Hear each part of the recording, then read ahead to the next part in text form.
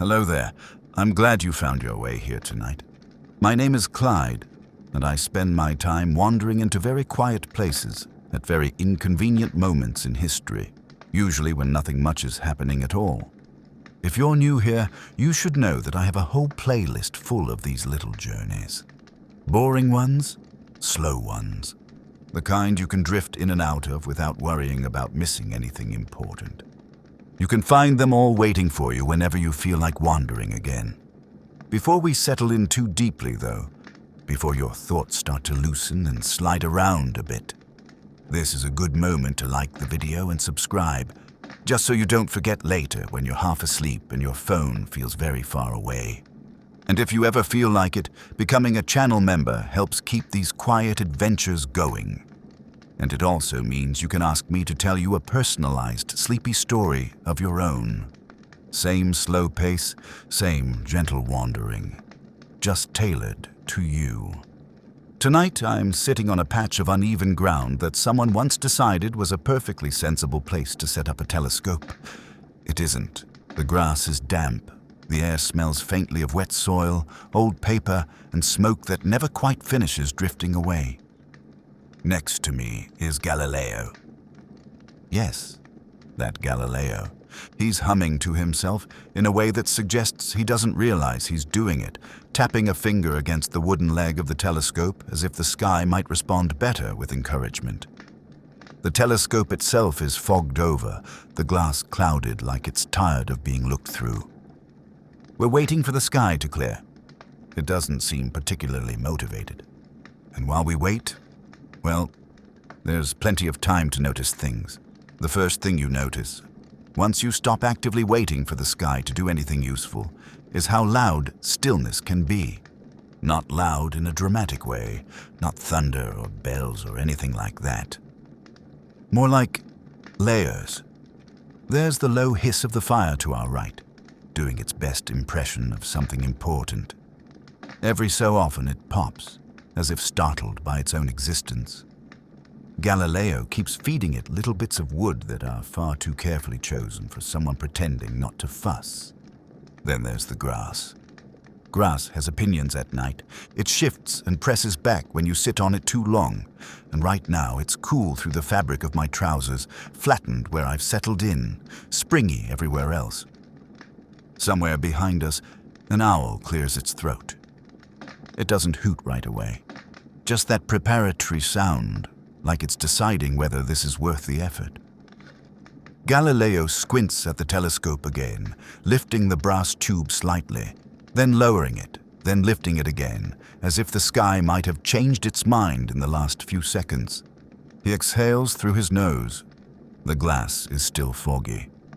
He rubs his hands together, pauses, then very carefully wipes the lens with a cloth that looks like it once belonged to a shirt, and then reconsidered its life choices. It doesn't help. He hums again. A little tune. I don't recognize it, but it feels familiar anyway, like the sort of thing someone hums when they've been alone with their thoughts for decades. I lean back on my hands and look up. The clouds are doing that thing where they pretend to be thin. They stretch themselves out, uneven and gray-blue, letting just enough light through to make promises they have no intention of keeping. No stars yet, possibly none tonight. Galileo follows my gaze and sighs, the long, patient sigh of someone who has argued with the universe before and lost, but still shows up to make the point again. He says something in Italian that I don't quite catch, and then repeats it slower, like he's explaining it to the clouds themselves. It sounds like a complaint about moisture. While he does that, a cat appears. I don't know where it comes from. Cats never seem to arrive from anywhere specific. They simply become present. This one is thin, gray, and carries itself like it has opinions about philosophers. It steps delicately around the telescope legs, sniffs at the wooden crate holding rolled charts and books, then sits down exactly where Galileo will want to step next. I watch this happen. I do not warn him. Some lessons belong to the moment. The cat curls its tail around its feet and stares at the fire as if memorizing it. Galileo finishes his sentence, steps back, and stops just short of the cat, catching himself with a little hop that would probably surprise people who think scientists never hop. He looks down. The cat looks up. They regard one another silently. Galileo nods once as if acknowledging a colleague and steps around. The fire crackles again. An hourglass sits on the crate beside the charts, the sand flowing slowly enough that it feels symbolic rather than practical. Someone, possibly Galileo, possibly not, has turned it sideways, so it's doing nothing useful at all. I pick up a rolled parchment and then decide against unrolling it. Sometimes the idea of information is enough. Above us, the clouds drift. Not away, just sideways. I find myself wondering something. I don't say it yet. There's time. Plenty of it. And the sky, stubborn as it is, doesn't seem to be going anywhere at all. After a while, the waiting settles into something more comfortable, not productive, just companionable. Galileo sits back on his heels and rests his hands on his knees, staring at the telescope as if it might feel guilty enough to improve. His beard catches a bit of firelight, silver strands glinting like they're in on some private joke. The cat has shifted positions. It's now loafed directly on one of the rolled charts, which feels intentional. History is flexible like that. I pick up a small object from the crate beside me, an oddly smooth stone used to weigh down paper, and roll it between my fingers for a moment before setting it back exactly where it was. It leaves a faint circle in the dust. A temporary landmark. Galileo notices. He says something that sounds like a question, then points upward with two fingers, the way people do when they're gesturing towards something they've spent their whole life arguing about. I follow his hand. Still clouds. They're thicker now, like they've invited friends. Somewhere off to the left, a donkey brays once, loudly and without apology, then goes quiet again. I imagine it has accomplished whatever it set out to do. Galileo chuckles at that. A soft sound. He tells me, in a roundabout way, that the donkey belongs to a farmer who believes the moon causes cheese to spoil faster. Galileo does not agree, but he also doesn't argue anymore. There are battles you learn to let pass. The fire shifts again, and a spark rises, hangs for half a second, then disappears. I watch it go and find myself thinking about something that's been hovering just behind my thoughts. I finally say it. I ask Galileo if he thinks stars make noise. Not metaphorically. Actually. He blinks at me. Once. Twice. Then he smiles in a way that suggests he's very fond of questions that don't lead anywhere useful. He answers slowly, choosing his words with care, explaining that sound needs air, and stars are quite far away from air. He taps the side of his head as if to remind me that the idea lives there instead. Then he pauses. He looks back up at the sky, and he adds, very casually, that silence itself might be a kind of sound we just haven't learned how to listen to properly yet. That feels like something worth thinking about. The cat sneezes. Galileo apologizes to it, though it hasn't accused him of anything. On the crate, the sideways hourglass hasn't moved at all. The sand stays exactly where it is, suspended between moments, as if it knows better than to rush. I lean back again, hands folded behind my head this time, and let my gaze soften. If the stars are saying anything tonight, they're being very polite about it. And for now, that seems just fine. The clouds, it turns out, have no intention of hurrying. They continue to drift the way people do when they're pretending to look busy, but secretly hoping no one assigns them anything. Thick in places, thin in others, layered like old blankets that have been folded too many times and never quite lay flat again. Galileo watches them with narrowed eyes, as if memorizing their habits. He has the posture of someone who has written angry notes about weather before, and then revised them into polite footnotes. He mutters something about patience being a virtue. The cat yawns. That feels like commentary. Off to the right of the fire, a stack of books leans slightly. One of them is weighted down by a small brass instrument I don't recognize, possibly for measuring angles, possibly for impressing guests. Galileo nudges it into a safer position with his foot, then pauses, considering, and nudges it back to the first position. Sometimes balance is theoretical. A moth flutters too close to the lantern and then backs away, apparently deciding it prefers mystery to enlightenment. It circles once more, changes its mind again, and disappears into the darker edge of the field. I shift where I'm sitting, crossing one leg over the other, and feel the dampness of the ground soak just enough through the fabric to be noticeable. Not uncomfortable, just present. This is the sort of night where everything makes itself known quietly. In the distance, someone is singing. It's faint, off-key, earnest. Galileo tells me it's a shepherd who sings to keep himself awake, even though the sheep are asleep and perfectly content without supervision. He says the man believes the stars listen better when humans sing back to them. Galileo doesn't correct him.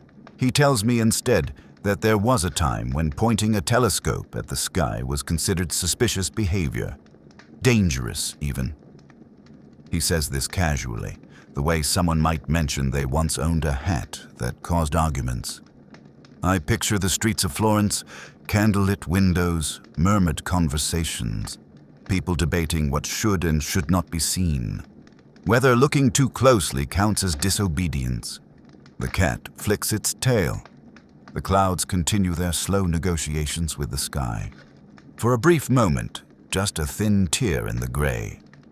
I think I see a star. Maybe.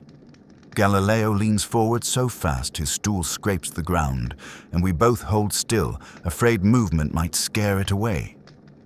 The gap closes. The sky resumes pretending nothing happened.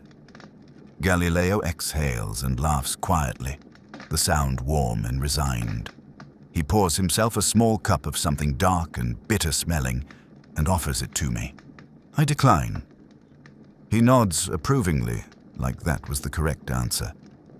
We settle back in. The clouds win this round. They always seem to. And still, we wait. Once you've waited long enough, time starts to behave differently. It stretches. Then it folds back on itself. Then it wanders off entirely and leaves you with small, unrelated moments instead. Galileo takes apart the telescope. Not fully, just enough to reassure himself that it still agrees with the laws of optics. He lines the pieces up neatly on a cloth, pauses, then rearranges them in a slightly different order that makes sense only to him. The cat supervises.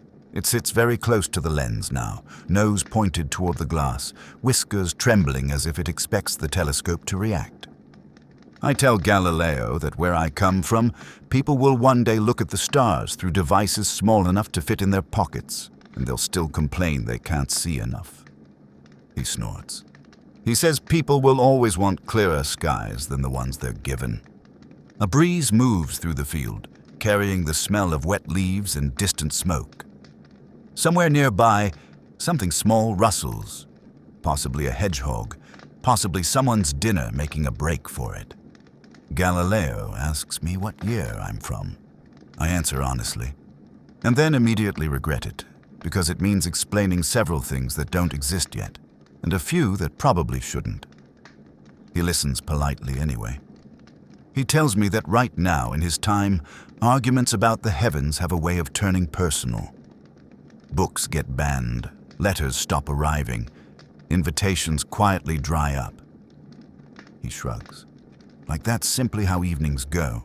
The fire dips low, then flares again as Galileo feeds it another stick. The flames briefly light up the hourglass, still lying uselessly on its side, sand stubbornly refusing to fall. I notice the clouds thinning, just barely. Like someone pulling a curtain aside to peek out and see if anyone's still watching. Galileo notices too. We don't say anything. Some moments don't like being acknowledged. We sit very still, and for the first time that night the sky hesitates. The hesitation doesn't last long, but it lasts long enough.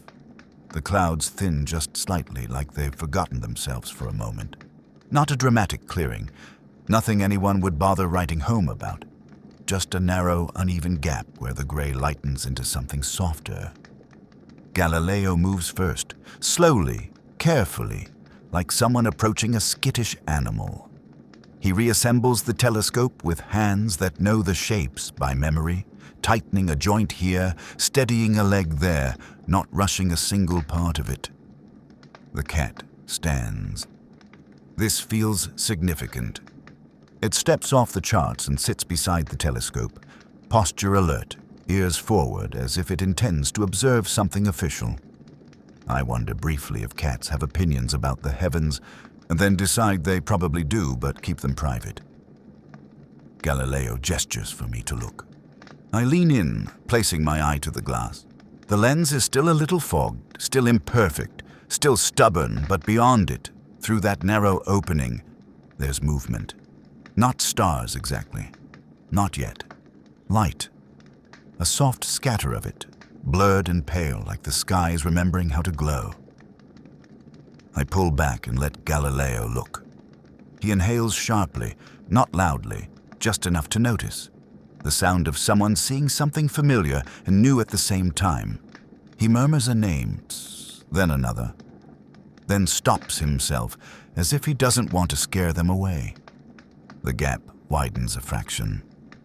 Somewhere behind us, the singing shepherd goes quiet. The fire lowers its voice too, settling into a steady crackle instead of popping. Even the breeze seems to pause, hovering uncertainly around our ankles. I look up with my naked eyes this time. Through the thinning clouds, a single star peeks through. Just one.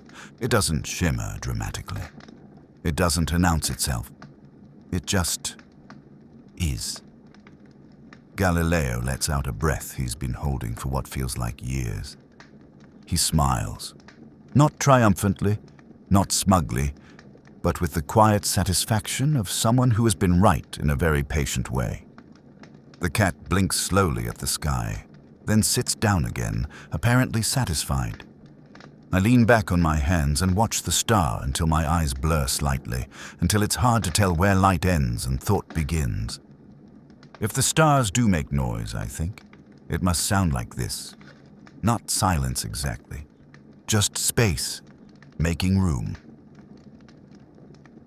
The thing about seeing a star, just one, just briefly, is that it changes the rules of waiting. Before, we were waiting for something. Now we're waiting with it. The star doesn't rush. It doesn't flicker dramatically like it's auditioning for attention. It holds steady in its small, polite way, as if aware that expectations are dangerous things. Galileo adjusts the telescope again, though much more gently this time, like he's afraid of interrupting a conversation already in progress. He motions for me to look once more, and I do, the cold brass cool against my cheek. Through the lens, the star sharpens slightly.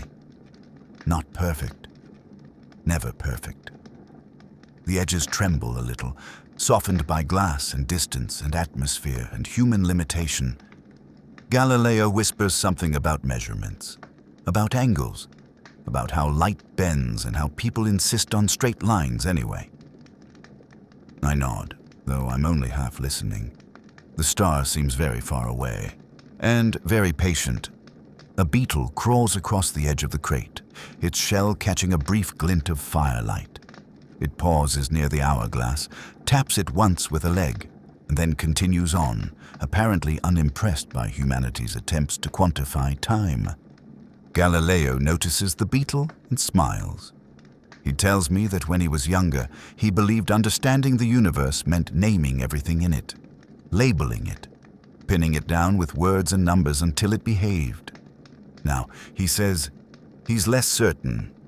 He says sometimes understanding is just noticing and staying long enough to let something exist near you. The clouds drift again, not closing the gap, not widening it either. They hover, undecided, like an audience unsure whether to applaud.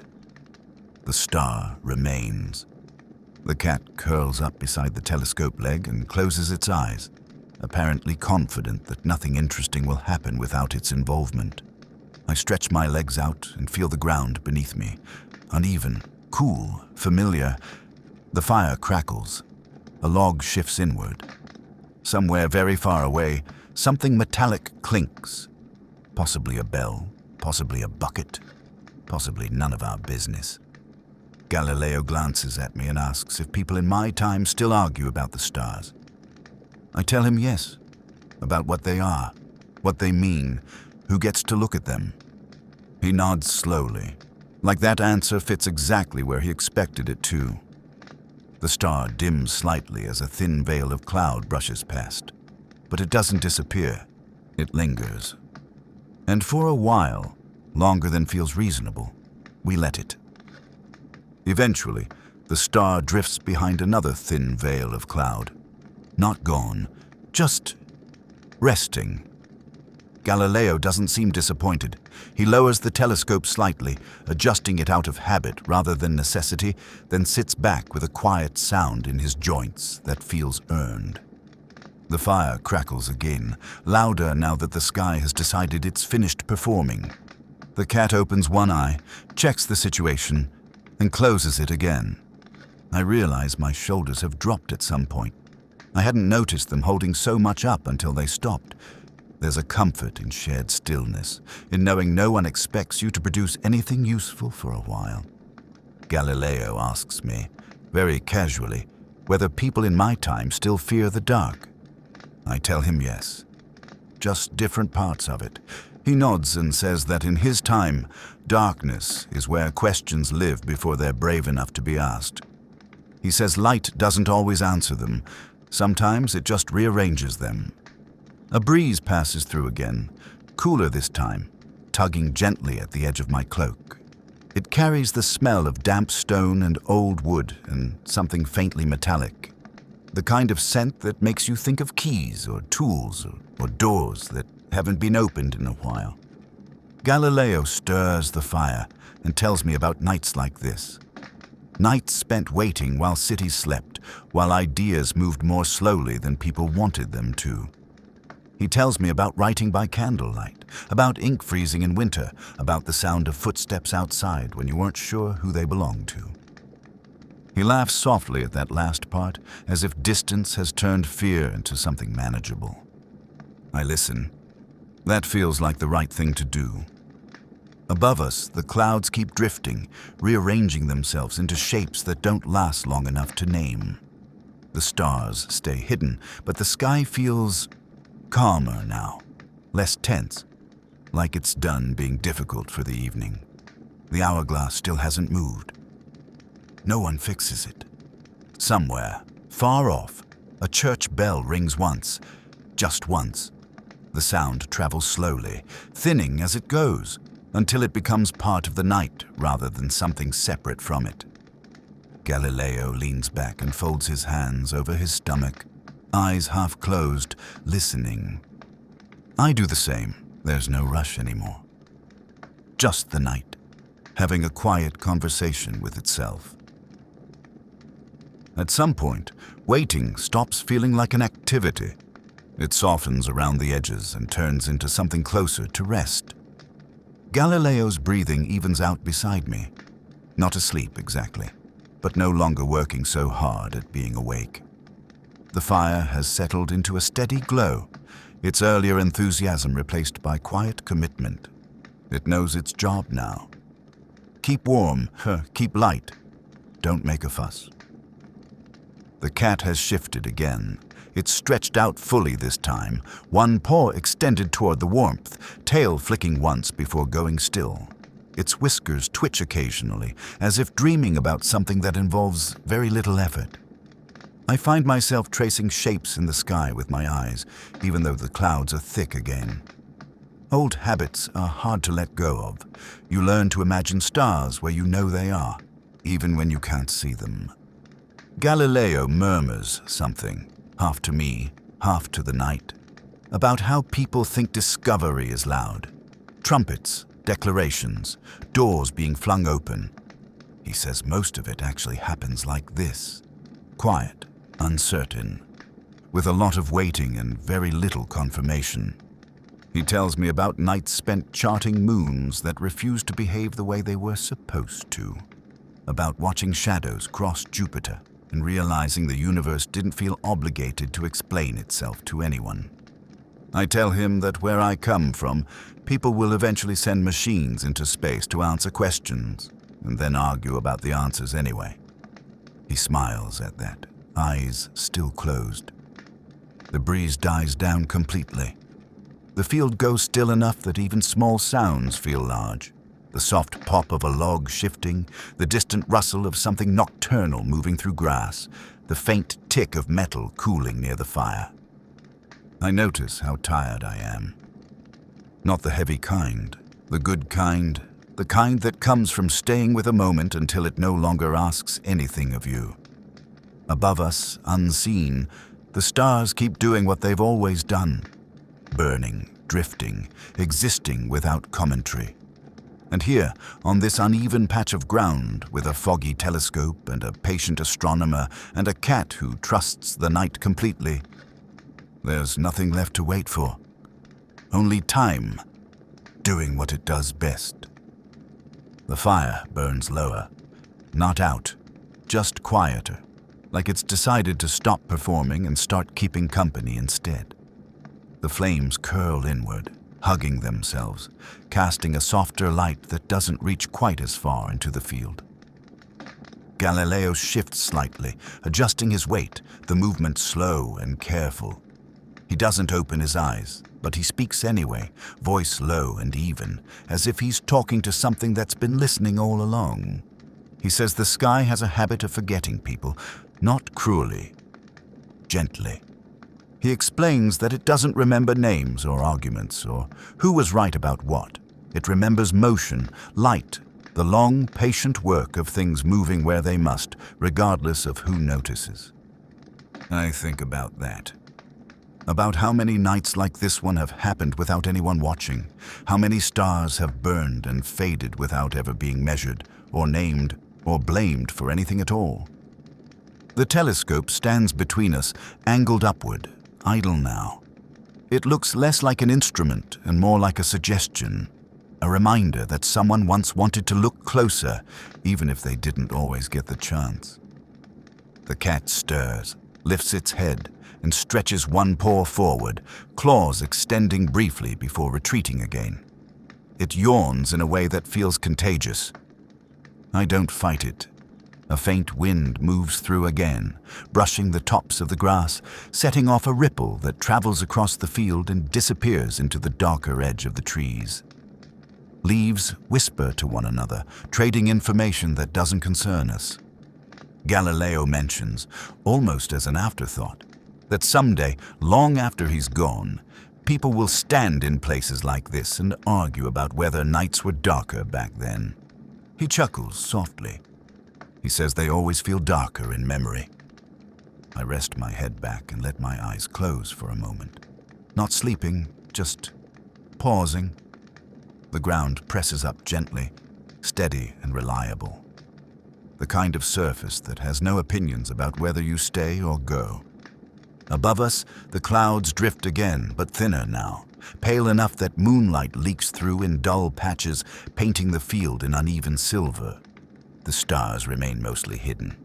And that's all right. The sky doesn't need witnesses tonight. It's doing fine on its own. The night deepens in a way that feels deliberate. Not darker, just more settled.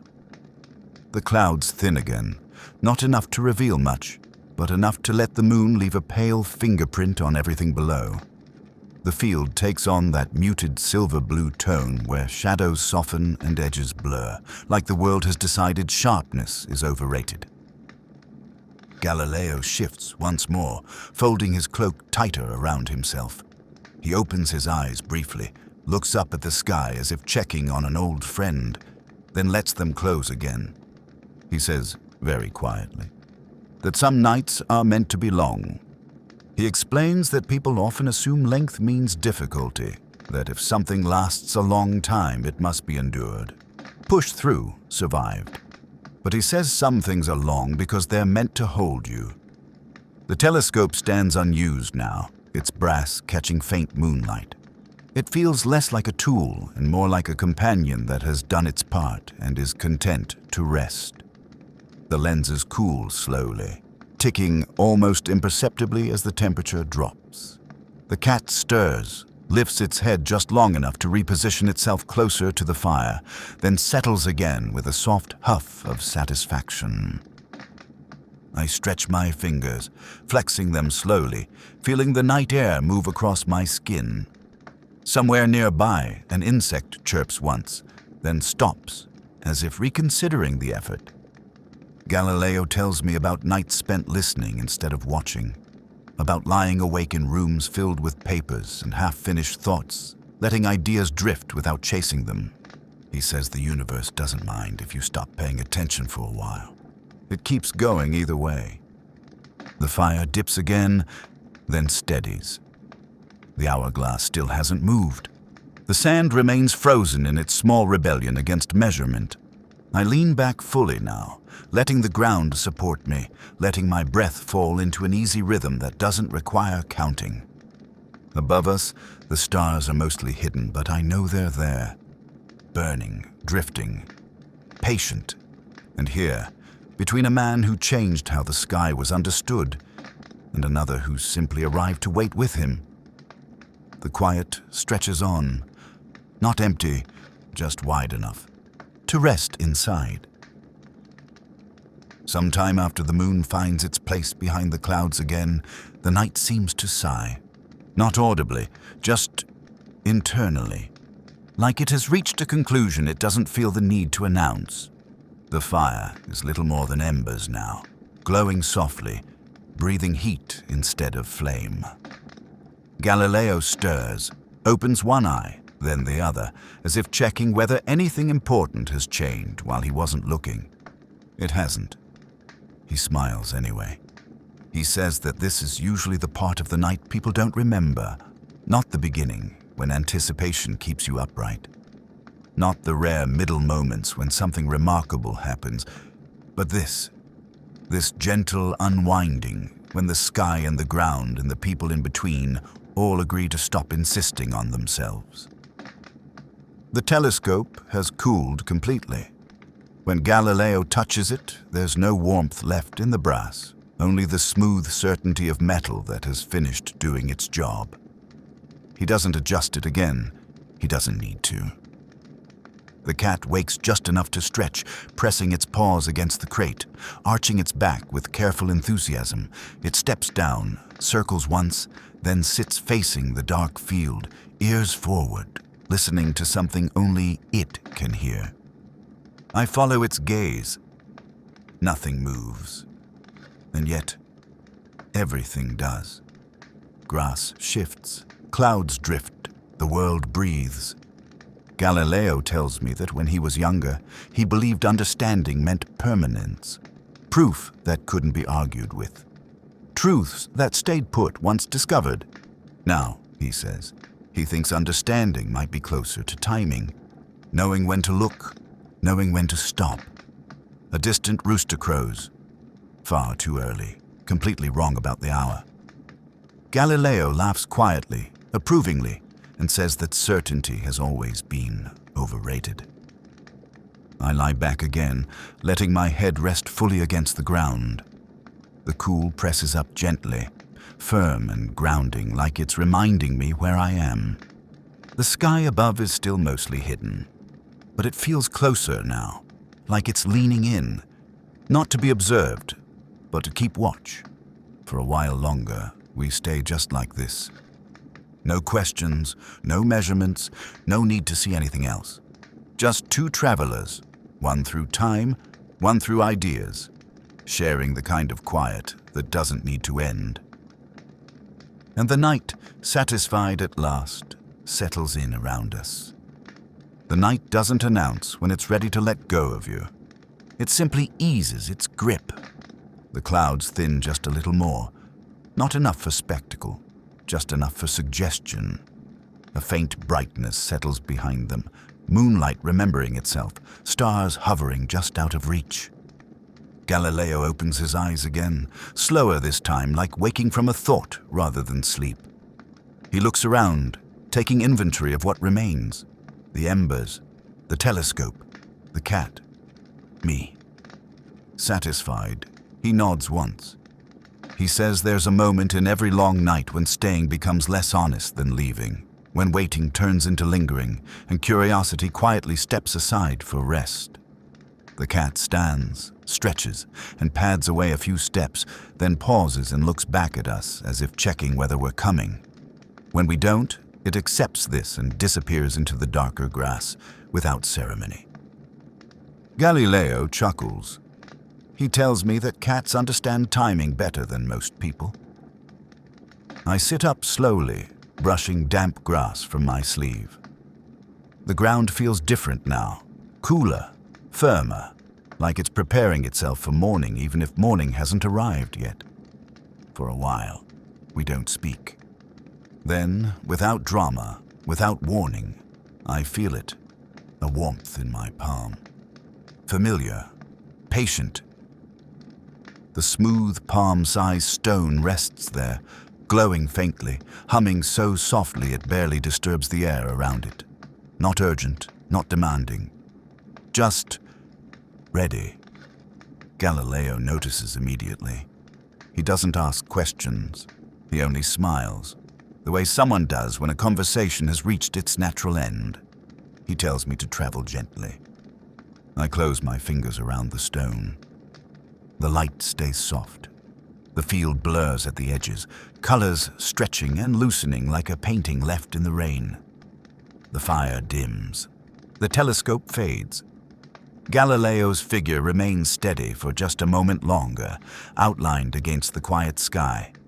The hum deepens, not louder, just fuller. I take a slow breath, and another. If you're still awake, you can let your eyes close now. You don't need to follow me any farther tonight. I'll be off on another boring little journey soon enough. Another place. Another quiet moment that doesn't ask much of anyone. You can find all of my travels waiting for you in the playlist whenever you feel like wandering again. They'll be there. They don't go anywhere. The light steadies. The night releases me. And somewhere behind me, the sky continues on, perfectly content, without being watched.